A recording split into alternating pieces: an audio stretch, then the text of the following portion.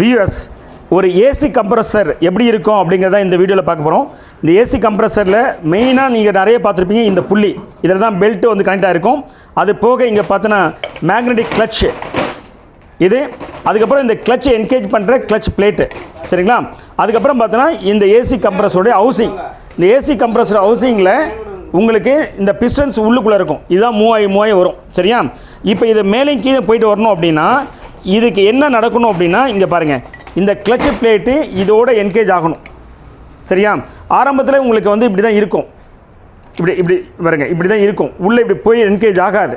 இப்படி என்கேஜ் ஆகணும் அப்படின்னா இந்த எலக்ட்ரோ மேக்னெட்டிக் இருக்குது பார்த்தியா, இந்த காயில் எனர்ஜைஸ் ஆகணும். எனர்ஜைஸ் ஆகிடுச்சுன்னா என்ன ஆகுனா இதை பிடிச்சி இழுக்கும், சரியா. இப்படி இருக்கும் இல்லையா, இந்த சைடு இதை பிடிச்சி இழுக்கும் போது என்ன ஆகும், உங்களுக்கு இப்படி கொஞ்சம் கேப் இருக்கும், நல்லா இப்படி என்கேஜ் ஆகும். என்கேஜ் ஆகிடுச்சு அப்படின்னா இந்த ஷாஃப்ட்டுக்குள்ளார இந்த கிளட்ச் பிளேட் இப்படி உட்காந்துரும், உட்காந்துட்டு இப்படி ரொட்டேட் ஆகும்போது என்ன ஆகும்னா இந்த பிஸ்டன்ஸ் வந்து பார்த்தீங்கன்னா மேலேயும் கீழே போய்ட்டு வரும். இந்த பிஸ்டனுக்குள்ளார வந்து பார்த்தீங்கன்னா உங்கள் சிலிண்டர்ஸ் இருக்கும். இந்த பிஸ்டன் வந்து சிலிண்டருக்குள்ளார மூவ் ஆகிட்டுரும். அப்படி மூவ் ஆகிட்டு இருக்கும்போது உங்களுக்கு இங்கே ரெஃப்ரிஜரண்ட் கேஸ், லோ ப்ரெஷர் கேஸிங் வரும். அது ஹை ப்ரெஷர் கேஸாக வந்து பார்த்தீங்கன்னா பம்ப் பண்ணி வெளியில் அனுப்போம். இதான் ஏசி கம்ப்ரஸரோட நாமன் கிளச்சர்.